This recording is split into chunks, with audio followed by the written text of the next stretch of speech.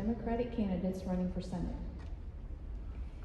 As I'm sure most of you know, absentee voting has already begun for the May 19th primary election. So now is the time to make your voting plan and prepare to cast your ballot. Information on the election, from where is your polling location to who are my candidates, can be found at our online voter guide, vote411.org. Before we begin, a quick reminder that tonight's forum will be available on the LWVAL's YouTube channel. And finally, the League of Women Voters of Alabama will host another candidate forum for the Senate candidates ahead of the general election. We hope you'll join us again for that conversation. And now it is my pleasure to introduce Dr. Marissa Grayson, our moderator for tonight's forum. Dr. Grayson is an assistant professor in the Department of Political Science at the University of Alabama. She is the director of the Public Policy Minor and a distinguished teaching fellow. Dr. Grayson was the recipient of UA's 2026 Excellence in Civic Engagement Faculty Award. Her research areas include American public policy, political behavior, and political science pedagogy. We are honored to have her here to lead tonight's discussion. So please help me welcome Dr. Grayson.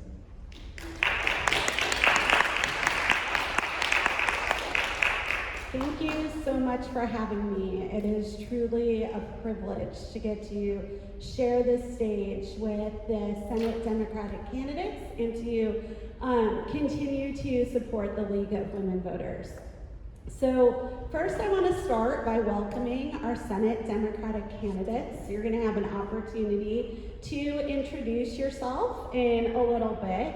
I also want to remind everyone some of the rules of the debate. So each candidate will have a minute and a half to respond to the questions. We will have the timer right in the front for you. If someone is mentioned directly, we can have a 15-second rebuttal, but ultimately, and I love when I have a little power, that decision will be up to me, not you, and not y'all either.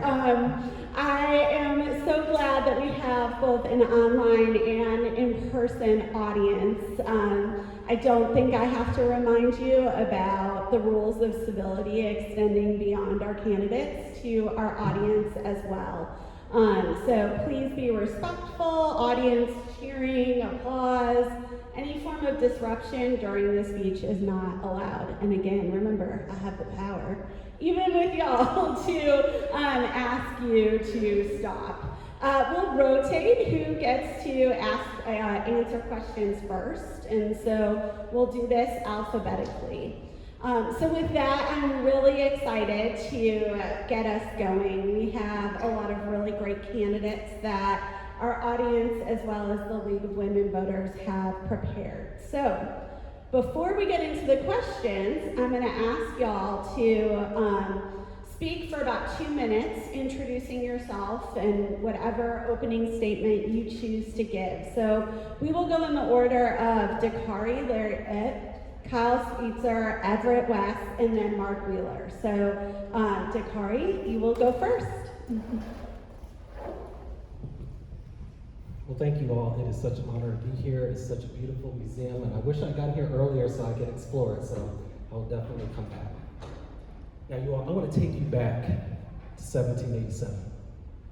It was shortly after the Congressional Congress, and a woman approached an aging Benjamin Franklin, and she asked him, "What do we have? Is it a monarchy or a republic?" Benjamin Franklin replied, "A republic, if you can keep it." So, maintaining our democracy requires active work, and we must elect a strong leader and fighter on May 19th who is going to respect our values and fight for our principles every single day. Too much is at stake.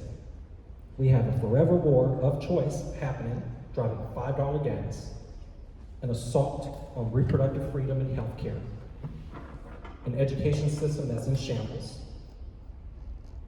Too much is at stake. My name is Dakarai Larriett. I am day one ready to serve you in the United States Senate.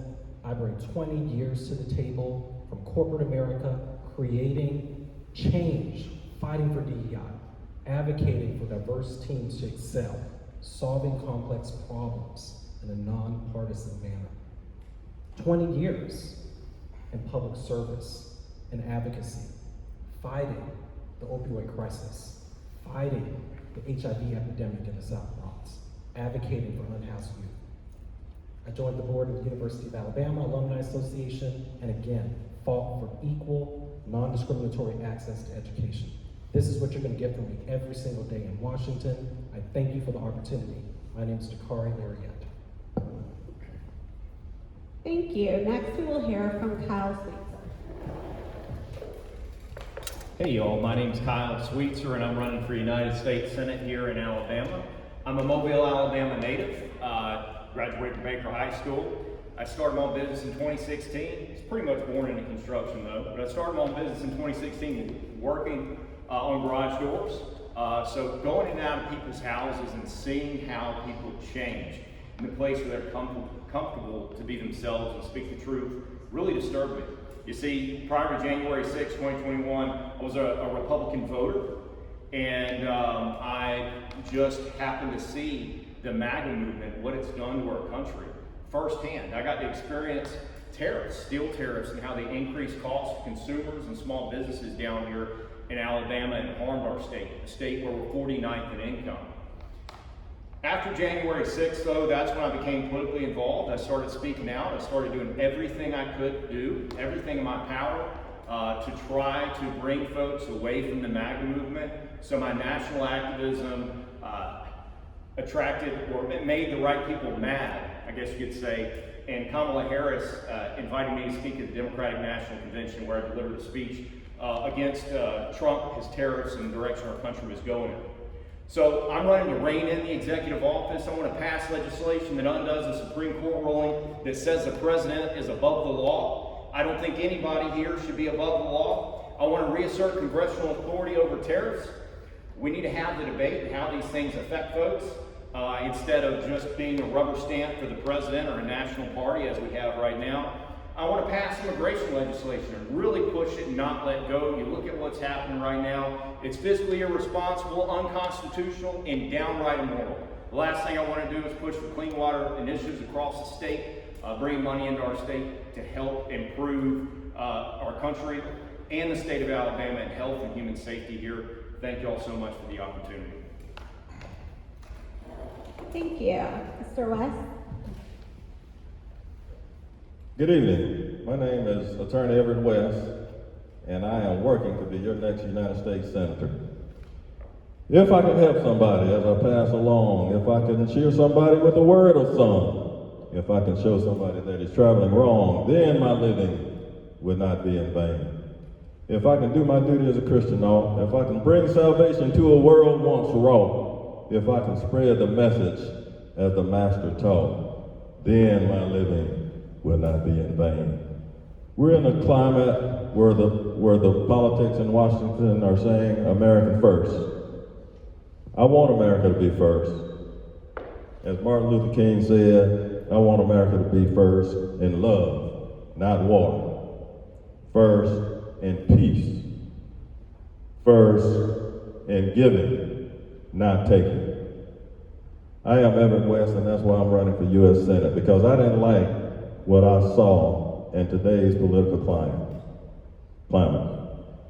I have children and grandchildren, and I want them to have a better political climate than what we're seeing today. I am Everett West. I'm an attorney. I've been an attorney going on 26 years. I'm the only attorney in this race. I've been a municipal judge for 8 years. I've been a municipal prosecutor for 5 years. A public defender for 5 years. I have experience in the law. I've been to the federal appellate courts and won on judicial authority. I've gone to the Alabama Supreme Court, the Alabama courts on issues such as due process and search and seizure, and that's very important when you look at our political climate and see what's going on with these ICE agents. So I thought I'd offer myself, offer my service. I've represented others. Now I want to represent you as your next United States Senator on May 19th. Vote Everett West, the best candidate for U.S. Senate. Thank you. Thank you. And Mr. Wheeler. Good afternoon. My name is Mark Wheeler, and I am one of your U.S. Senate candidates for 2026. Briefly about me. So I grew up in Heflin, Alabama. I am also an Alabama native for my whole life. And I would, in what you would call a statistical anomaly. When I was about 3 months old, my father went to prison for murder. And when I was 11 years old, my stepfather went to prison for murder. And to add insult to injury, my entire life, my mother has struggled with drug abuse. And so you can kind of imagine the childhood that I had, right? A lot of violence, a lot of instability, a lot of moving around, a lot of inconsistency, all things that do not typically create a functional adult. But I worked, I persevered, and I became a first-generation high school graduate, first person from my family to graduate high school. And then I went to work. I found out really, really quick that life is not cut out for working people. It's not meant to work for working people. My first job out of high school was at a place called Atlantic Tool and Die over in Anniston. It's closed now. But Atlantic Tool and Die, they told me on my first day that I would work a lot of overtime. And that overtime never stopped. I went from Atlantic Tool and Die to Honda to my current employer. And all along the way, it was 60, 72, 84-hour mandatory weeks. Finally, I got an opportunity where I could pursue college. I could go and try to make something of myself, offer tuition reimbursement. So I took it. And after 7 years of grinding, I became a first-generation college graduate with a bachelor's degree in chemistry and emergency management. And so now I stand before you today as a statistical anomaly, someone that has fought and persevered and worked to overcome the adversities of life to try to make something better of myself. And I want to go to Congress to help all of you make life a little bit easier. Because I know what it's like to struggle, I know what it's like to do without, and I don't think that Americans in the richest nation in the world should have to fight so hard for the basic necessities that we all deserve. So I'm going to Congress for term limits in Congress, infrastructure development, and criminalizing stock trading for members of Congress. Thank you. Thank you all. I love the messaging about both who you are as well as policy. And I think your opening statements allow us to understand maybe a little bit more of how you would operate within Congress, which is what the first question will deal with. So remember that as we go through questions, they'll have 90 seconds to answer. And because we'll continue to go alphabetical, Mr. Sweetser will answer this question first. So intense partisan polarization is a primary reason for low congressional approval ratings, as it contributes to legislative gridlock, decreased productivity, and public perception of dysfunction. So the question for you all is, how would you work effectively in a closely divided Senate to get results for Alabamians? And Mr. Sweetser, you'll go first. Mm-hmm. So how I got into politics was through my activism, and that activism was to bring Republicans to the Democratic side ultimately. So I have a lot of experience in messaging to folks by focusing on the issues and not ideology. When we get bogged down in ideology, we end up in this position that we're in right now where we can't get anything done. So really focusing on the issues, focusing on facts and data, and really trying to drive for things that affect everyday Americans, because that's just so important. Here in Alabama, we all know how dysfunctional government can be. In our case, we have a one-party ruled state, and it hasn't delivered anything for us here. We're 49th in income, we're 49th in life expectancy. We have one of the highest infant mortality rates in the nation. We die 10 years quicker than some folks in other states. So by highlighting these disparities, we can really crack through politically And it's hard for the other side to argue about facts, data, and trying to serve people on the issues. So that's what I'm committed to, the issues and not ideology. Thanks. I think that my 8 years experience in being a judge and 26 years being a lawyer and 5 years being a prosecutor will help me in the U.S. Senate, because I've had to listen to both sides. The plaintiff side, the defendant side, the state side, the defendant side, and I had to be fair on both sides. And I think this is experience that I can bring into the Senate, where I'm listening. I can listen to those on the other side. I can listen to the individuals within our party, and I can be fair and make the decision that is best for Alabamians and for individuals in the United States. I've also been a leader. I'm the state president of an organization called Alabama New South. I've worked in Jefferson County with the Jefferson County Democratic Executive Committee. So I've been on the ground. I've been working with our children, been working on food drives, helping our community, and just helping individuals who look like me and individuals who do not look like me. So I think these life experiences that I've had will help me to be the best candidate for U.S. Senate and represent the values of Alabamians. Thank you so much. Mr. Wheeler? So there are a lot of things that need to happen within our Congress to move America back to a place of normalcy, a place of reasonable functionality. Being able to draw members from every branch of Congress together, finding that middle aisle, is going to be paramount to navigating our way out of this crisis that we find ourselves in. And there's a lot of ways that we can try to go about doing it. I can tell you that most people in Congress have a good-natured side. Most of them want what's best for their constituents, but they are more focused on their pocketbook than they are for what's best for their constituents.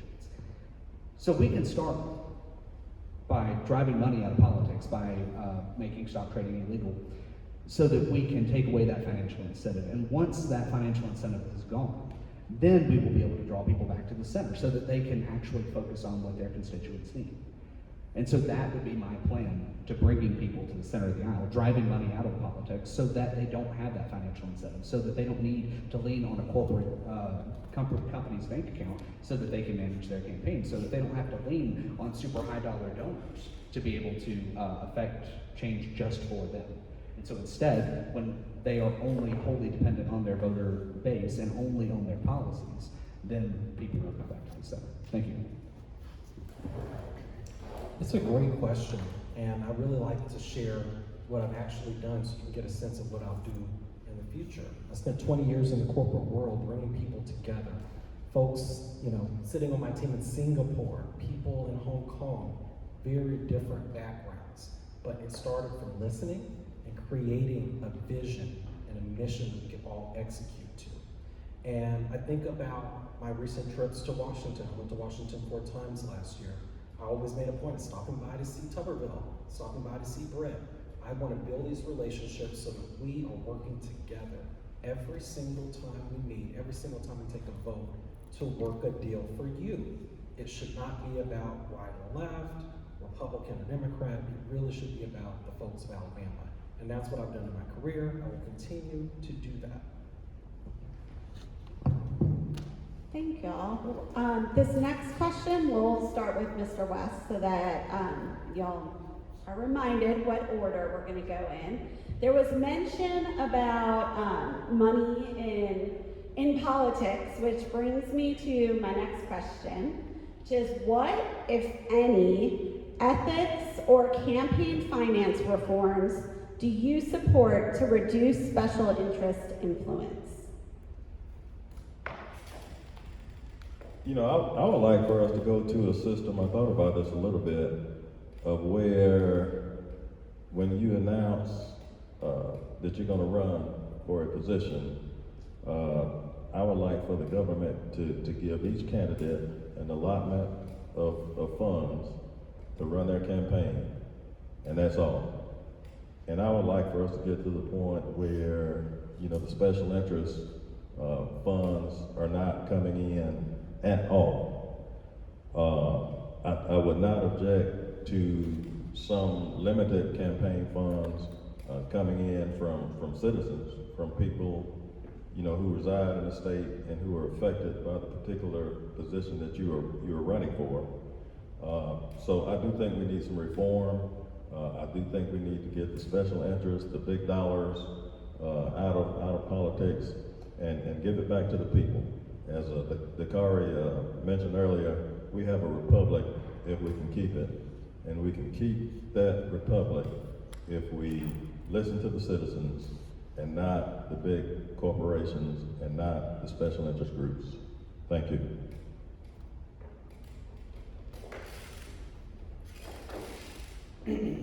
So driving money out of politics is absolutely paramount. I may have made that obvious in my last statement, but there are a lot of ways that we can go about doing that. So campaign finance reform, as Everett has just said, is a necessity to take money out of politics. And I agree, federally funded elections is probably the best way that we can go. When you announce your candidacy, you're given an allotment for marketing. When you win the primary, you're given another allotment to continue. And then whatever that allotment amount is would be all you would be allowed to spend on a campaign. None of your own personal money, no money from PACs or super PACs or any corporate interest, and no private donations. This puts us in a situation where every vote and every voice in politics are absolutely equal.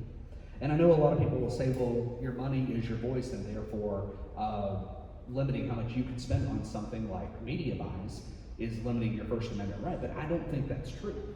Because if you apply that logic, then what you're saying is a wealthy person has a bigger voice than a poor person.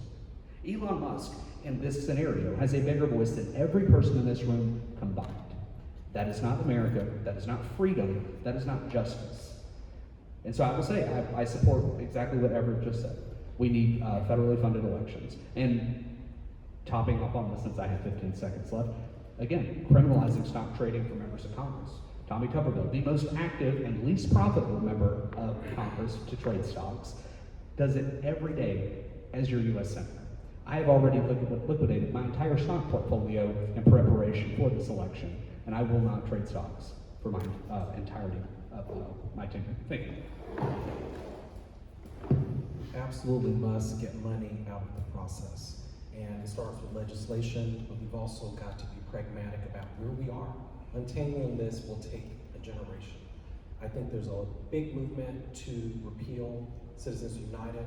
I think we can gain momentum on that. And then moving forward, I want to put a cap on the limits. So the FEC regularly increases the limits of donations. Let's stop that. Let's just say no more increases to the limits.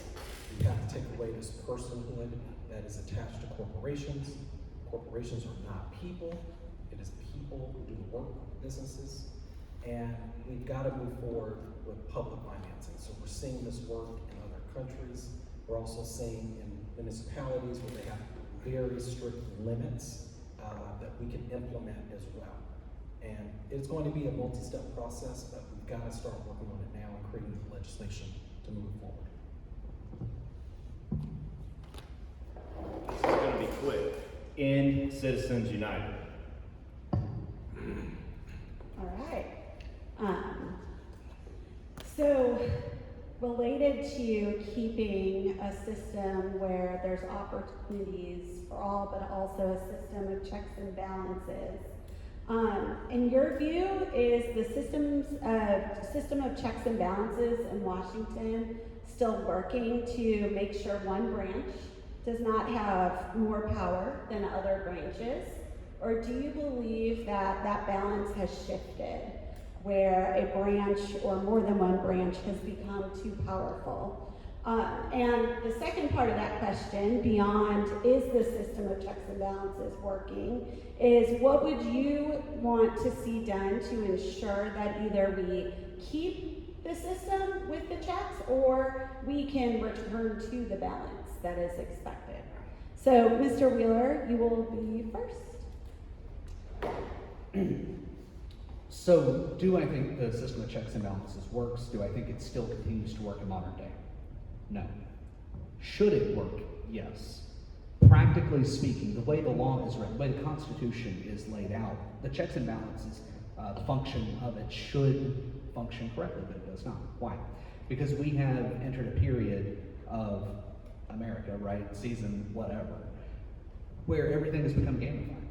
Everybody in every political party feels like they're constantly playing a game, trying to win political favor, trying to win attention for people with money, and it creates a scenario where nobody wants to step on the wrong toes.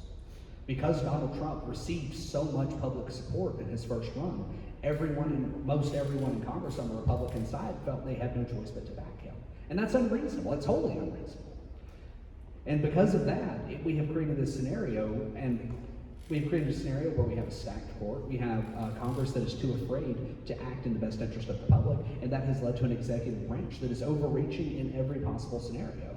ICE raids are running rampant. People are constantly running in fear. Gas is unaffordable, food and housing is unaffordable, and all of this is systemic and evidence of a broken system. So we can absolutely return to a period of justice for the American people, but that requires congressional reform, and again, getting money out of politics, instituting term limits so that we continually have new faces in Congress and in the Supreme Court. 18 years for the Supreme Court, 12 years for Congress. Thank you.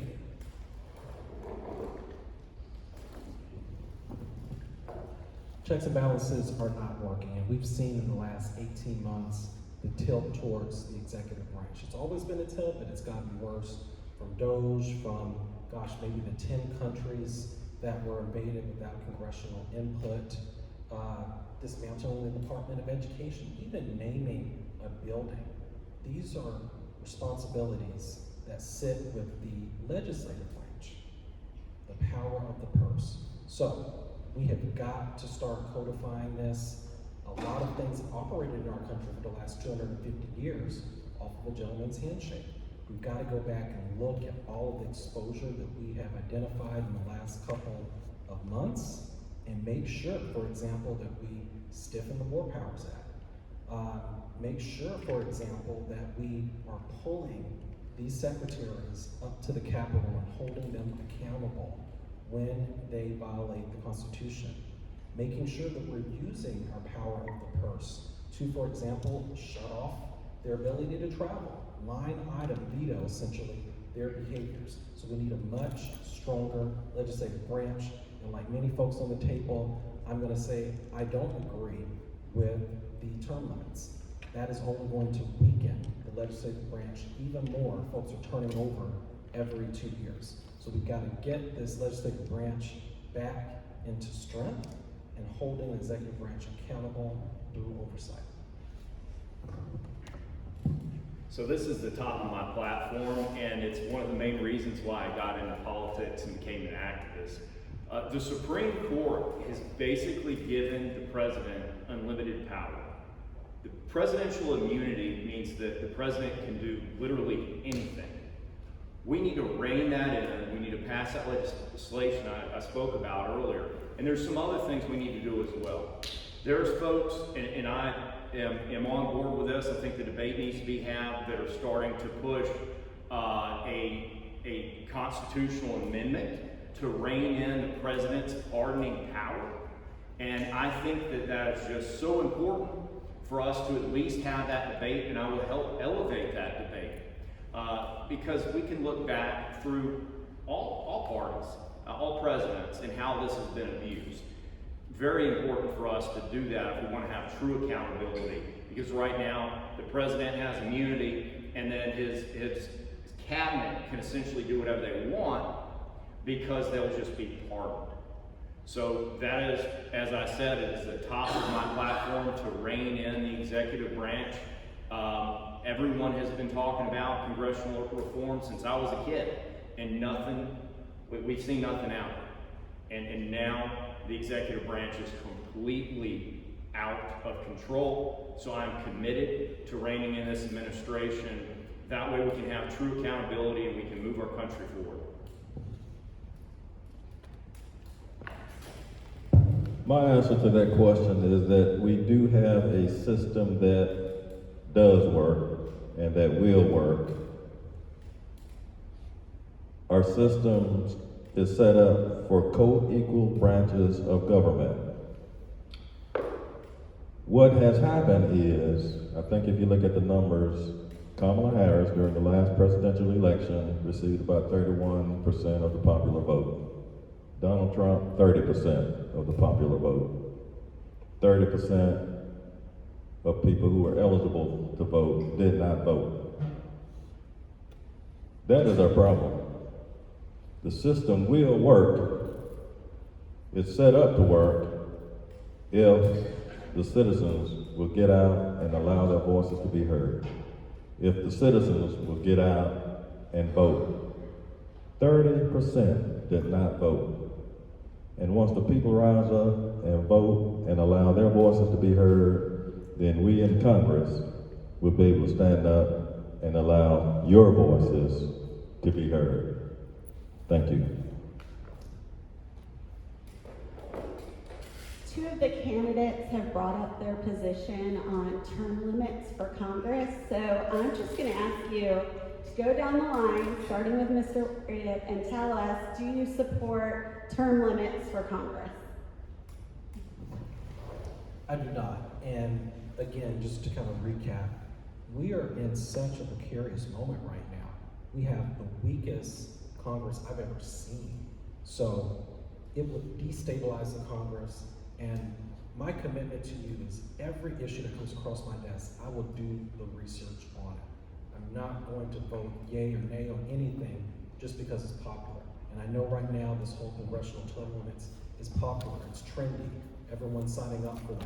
The research shows it will destabilize Congress and we would have even more tyrants sitting at 1600 Pennsylvania Avenue.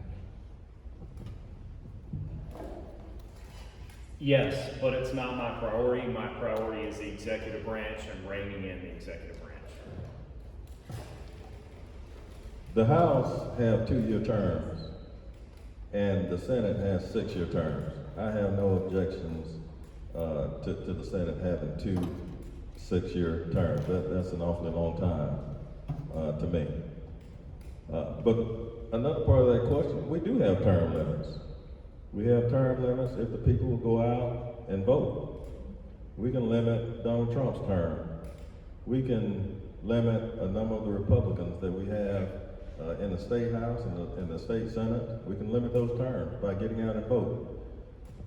We can limit the terms that individuals have in Washington by going out and exercising our right to vote. This 30% again is so apathetic, and if we can get them to rise up and vote, we can make a difference in this country. Thank you.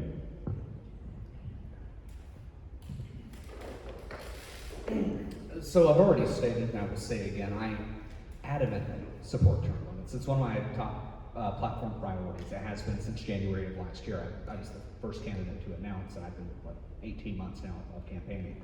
And that has never wavered, that has never changed. My entire life, I have always wondered, how could someone sit making $175,000 a year and have all of the power in the world and maintain a connection to someone like me growing up in poverty, living on less than $15,000 a year? And the short answer is they can't. There is no world, there is no reality when someone can have that much money and that much power and not become corrupted. And so the only way to protect our democracy in perpetuity, that means, so after this election, after we secure a nationalized healthcare system, after we shore up Social Security, after we fix all of these low-hanging fruit items, the only way to maintain that and keep that justice, that social economic system that we so desperately need, is by ensuring that the people in our legislature are continually overturned, so that they know when they leave office they will be a normal working person again. You cannot give anyone unlimited power, unchecked authority for the entirety of their life and not expect them to be anything but corrupt. Thank you.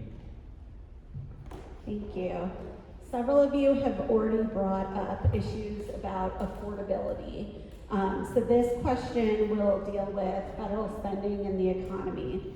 As of early May 2026, the total U.S. national debt has surpassed $38.9 trillion, while the federal government has incurred a cumulative deficit of $1.2 trillion for the first half of fiscal year 2026.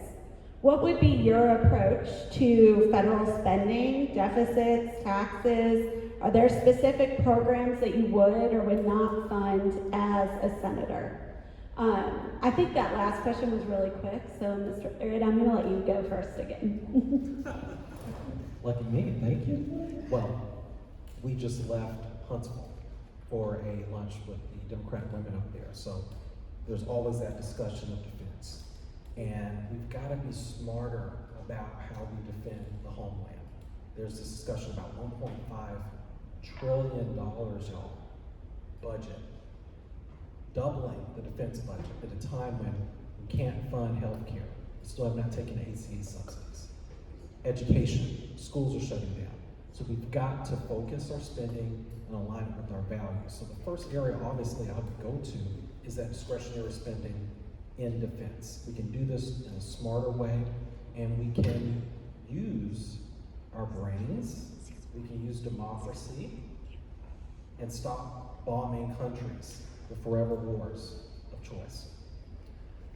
We've got to also start paying down our debt. So the debt service is something like $700 billion a year, y'all. Ridiculous. So when we have good years, when we have surpluses, we've got to start paying that debt down so that we leave a future for our children. Now, where I want to spend the money is on education and healthcare. That is investing in us. So it's actually supposed to reach, I think, 60 trillion expected by 2035, which is outrageous. So what that means is that there's traditional, on the Republican side, let's cut everything, and then typically on the Democratic side, you have a lot of folks talk about taxes.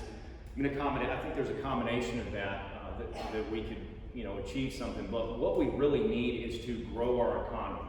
We have to increase our GDP, and what we have right now is an administration that is doing things that shrinks our economy. They're attacking, metaphorically, our alliances. They're destroying our global standing. Our shipping lanes are under attack. You look at what's happening with the president operating without Congress and apparently without a plan, where not just having that strait closed, but I think there's over a dozen countries now that have had oil infrastructure destroyed. So even if they reopen that, we're not going to have that same flow. So we need to look at growing the economy, building the economy of the future. And here in the state of Alabama, I think, and across our country, the starting point for that is to build our grid up in a futuristic way using new technology instead of just sticking to coal for the future, some 1910 technology. So that's the base of our economy. We're expected to have an influx of population out here in the South. So I think it starts with our grid and how we build our grid up, and we make sure we build our grid for the economy of the future. Thank you. One of the things we need to do is generate more revenue for the federal government, and I think we do that by making sure that the tax code is restructured so the very wealthy is paying more into taxes. And then we need to be careful about what's going on in Congress and where they're spending money. I have to do this at my house, at my home. I can't keep spending when the income is not coming into the household. We just have to be responsible as senators, and make sure that we have funds for the projects that Congress and the Senate is funding. Right now, the President is asking for $1 billion for the ballroom. We have a war that was not authorized by Congress. So, we need a Congress that will stand up, a Senate that will stand up.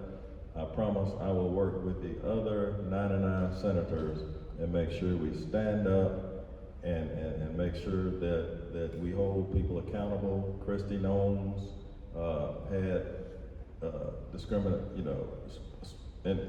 spending.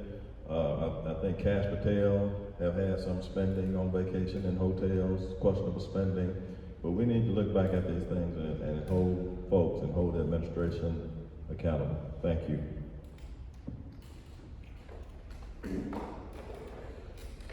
So earlier I told you all that I'm a chemist and I have a degree in emergency management as well.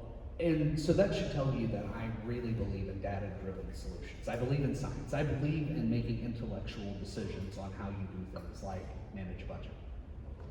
If you go to my website, you'll see a policy that I have outlined with a mathematical formula that more or less says if you make less than $100,000 a year, you should pay nothing in taxes. And then starting at $100,000, you pay, or $100,001, you pay a very small percentage of your income, and it increases on something called a logistic scale. It's an S-shaped curve.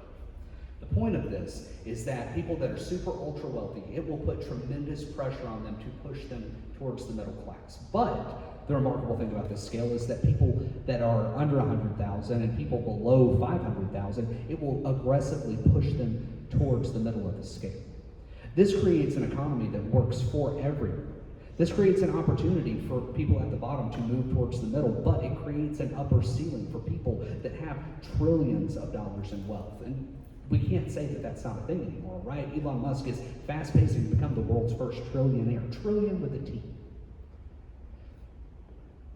But there's 100 ways that we can skin that dog. We don't have to necessarily stick to that policy. I think it's the best way to go. But the hallmark of a functional economy is money moving. That's all it is money flowing from one hand to the next so that people continue to work. And the product of that is you have the ability to buy a home and food and all of your other necessities. Thank you. Thank you. Mr. Sweetser, we'll start with you with this question. How would you support Alabama industries affected by trade policy?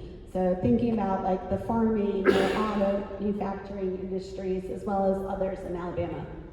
So we have to reassert congressional authority over tariffs for once. The Supreme Court has been ruling on these things, and I think we got another ruling maybe today on the latest 10% tariff. We have to have folks in Washington, D.C. that aren't afraid to stand up and do things that are a bit abrasive. And I led the tariff messaging, which is why I was invited to speak at the Democratic National Convention. My speech was largely about tariffs. At the time, I dealt with them personally. And, when I looked for information, the media didn't really have a whole lot out there that was broke down in a way the regular person could understand. And then there was always this excuse that somehow it's helping us.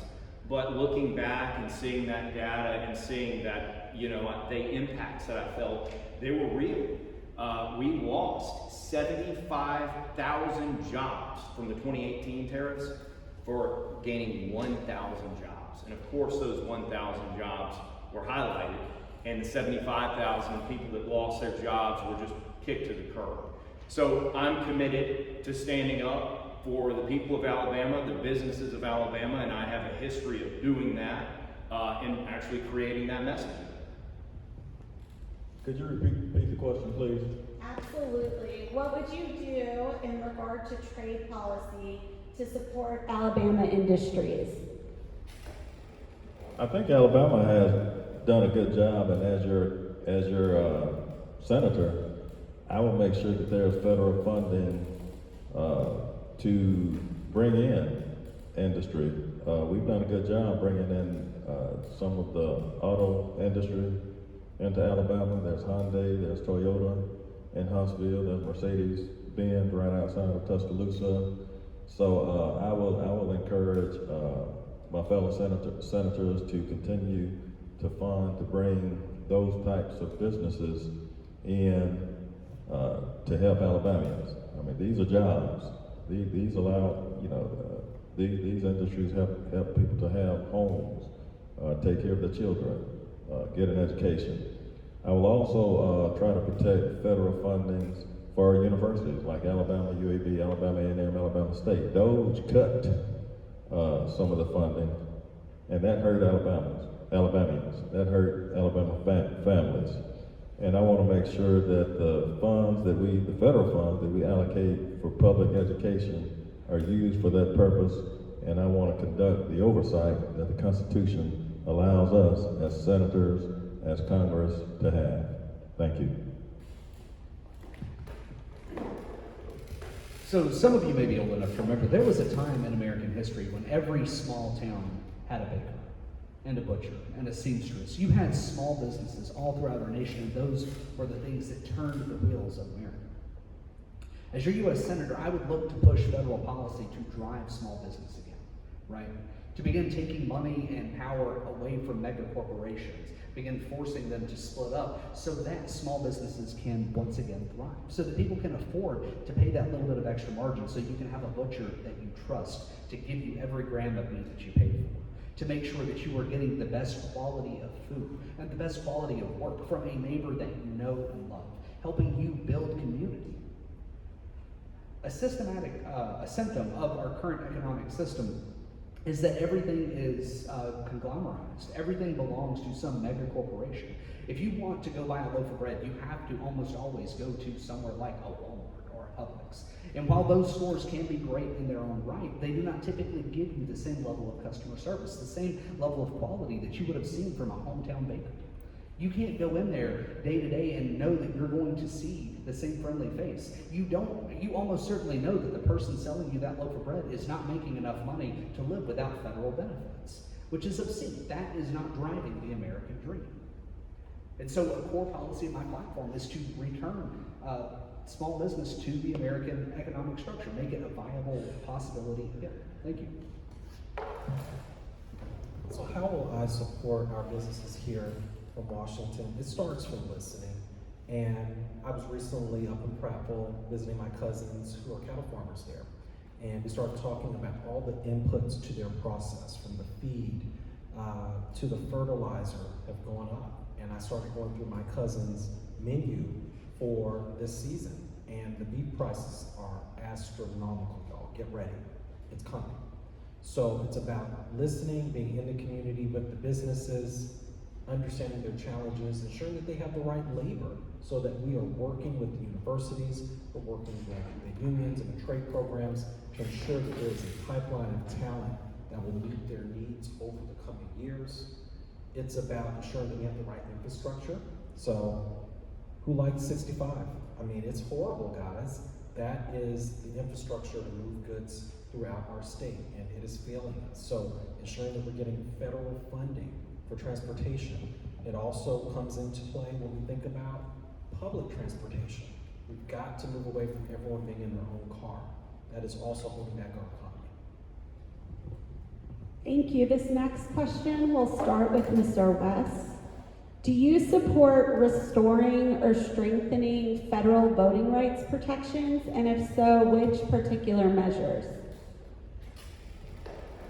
I do support strengthening federal voting rights, and we need it. You know, back in the 60s, we had poll tax for voting.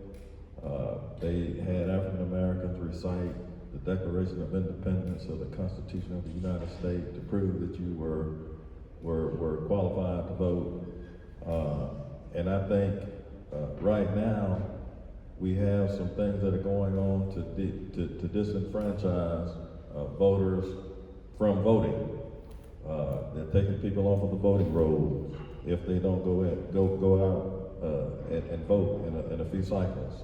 I think that's wrong.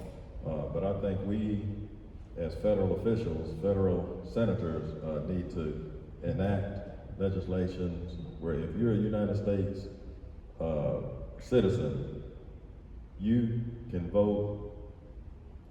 Even if you're not registered, you can register on election day and vote because you're a citizen. And I think everybody has the right, should have that right to vote. And I will make sure that every U.S. citizen can vote, even if it's on election day. So I do support legislation and will work to enact laws to protect the voters of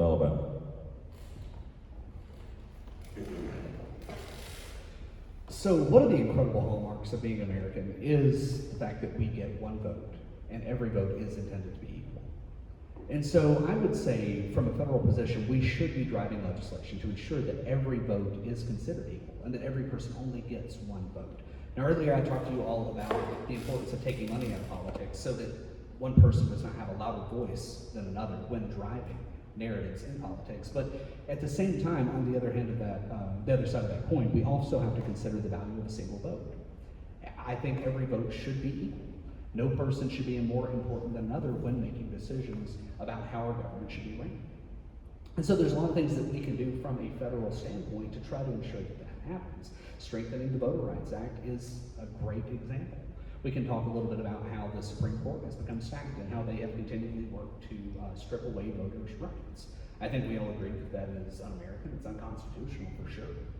And so I say all that to say there's a lot that can be done. 10 ways to skin any cat, right? But that is absolutely something that we have to sit down and look at. So whether that is lifting the 30,000 population, or lifting the cap on the House of Representatives so that we return to one rep for every 30,000 Americans, or talk about third-party districting for every state in the United States, or other measures. I'm open to anything that gets us closer to a system of true democracy where every vote is equal. Thank you. We have so much work to do with the Voting Rights Act, which has basically been decimated. The last week has been traumatic, and you all are living it. You're right here in the Capitol. What I took away from this last week is that we've got to start making amendments to our Constitution again, because we have a lawless Supreme Court that is basically taking bipartisan law, and saying it's not constitutional, and stripping it down to the bones. They're legislating from the bench. So we as senators, as legislators, have got to now start thinking bigger and creating amendments to our Constitution to protect voting rights. So Section 2 basically was decimated. We must protect minority rights in this country. We saw what representation looked like pre-1965. There wasn't representation of minorities. That was designed to fix a problem. It was not intended to create a problem or to cause racism. And that is the framing that we need to take for the legislation. Reinstate Section 2 of the Voting Rights Act through legislation, which would require more Democrats winning. Also, there's something else I want to look at. I think we should have the debate. There's this idea of uncapping would only apply to the House of Representatives, but uncapping the House of Representatives, if you're not aware, in the early 1900s, there was a cap that was placed on the House. It used to go up every 30,000 voters. We should really have that debate again to see what we can do about potentially adding more folks, more members to the House. That would kind of bust up the system, I believe, in a way that would be quite helpful, and we could get some regular people in Washington, D.C., instead of folks that are controlled by special interests. Just a really cool idea. If you're not aware, look it up. Thanks. All right, thank you. It has already been an hour, or about an hour, of really great conversation, but that is going to bring us to closing statements. And so each of you are given 2 minutes for your closing statements, starting with Mr. Wheeler. Once again, I want to thank you all for coming in tonight, and for those of you that have tuned in on live stream. It means a lot to me and to every candidate on the stage that you guys have taken time out of your schedules to come out and listen to us each tell you why we think we are the best candidate for you. I want to say in summary that America is broken. The American dream is readily dying all around us. In the wealthiest nation in the world, it should not be so hard to buy a house. It should not be so hard to afford food. A 40-hour work week should be able to afford you the minimum of living. And that's not saying much in modern day America. But we have massive companies like Walmart that actively work to make sure their employees only make enough so that they qualify for Medicare, Medicaid, food stamps, housing assistance. We actively have people driving the narrative to ensure that the tax structure breaks our Social Security system so that you cannot afford to live in retirement. And that is not the American dream. That is not what America was supposed to be. And so I stand here again to tell you that I think I'm the best candidate because I have been through those struggles. I know what it's like to fight and to work 60, 72, 84-hour weeks, not sleeping, trying to raise a family and still trying to make a better means for your life. And going to the United States Senate, I will continue to work those 60, 72, 84-hour weeks, fighting like hell to make sure that you have a shot at the American dream. Thank you. Ladies and gentlemen, when you go to the ballot box and you vote for senator or House of Representatives or mayor, you are voting for someone to make difficult decisions for you every single day. Decisions where they may not have complete information, where it's gray, where it's fuzzy. Maybe it's a new technology that wasn't previously legislated. This is why it's so important that we vote for people who represent our values and have good judgment. Now, there's nothing wrong with being a Republican or being a former Republican, but running at the top of our ticket, I have questions. I have concerns about that. If you do not represent our values, can I trust you behind closed doors? If you voted for Donald Trump 3 times, can I trust your discernment and judgment? I bring 20 years of experience in the community, representing our democratic values, fighting for public health, fighting the HIV epidemic, advocating for food security and housing. 20 years in corporate America, nonpartisan, getting things done. What you see is what you get. So I am so excited for this opportunity to represent you and go to work for you in Washington. I thank you for the time today.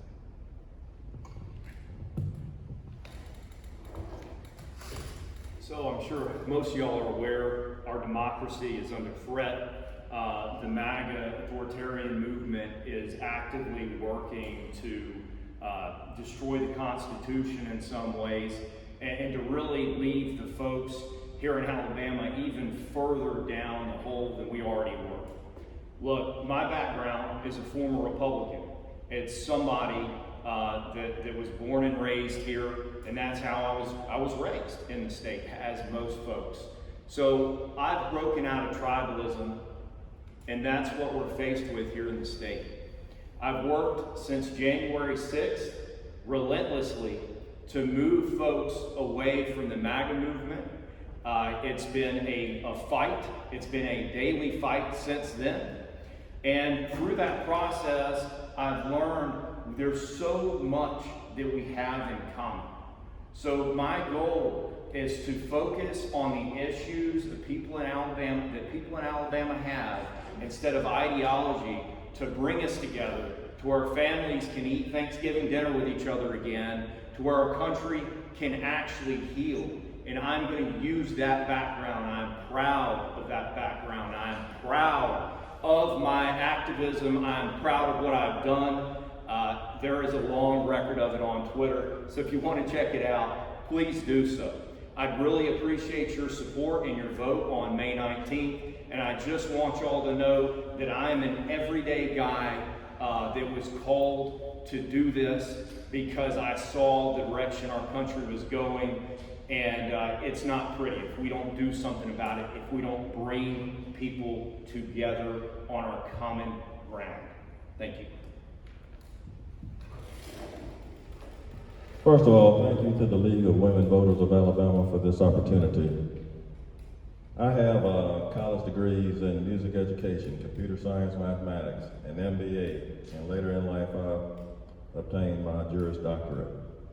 And I say that because I got these degrees in part because of Pell Grants, BEOG, Basic Educational Opportunity Grants, Pell Grants. Because we were poor, and I didn't have any money, but I had an opportunity to go to public universities.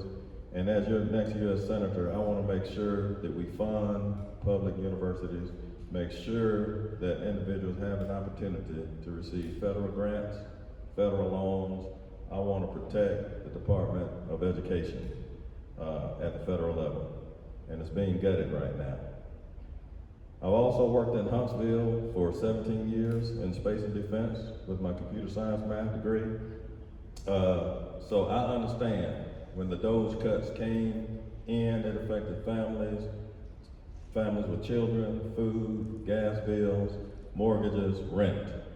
I understand that because I worked as a federal employee and a federal contractor in Huntsville, Alabama for 17 years.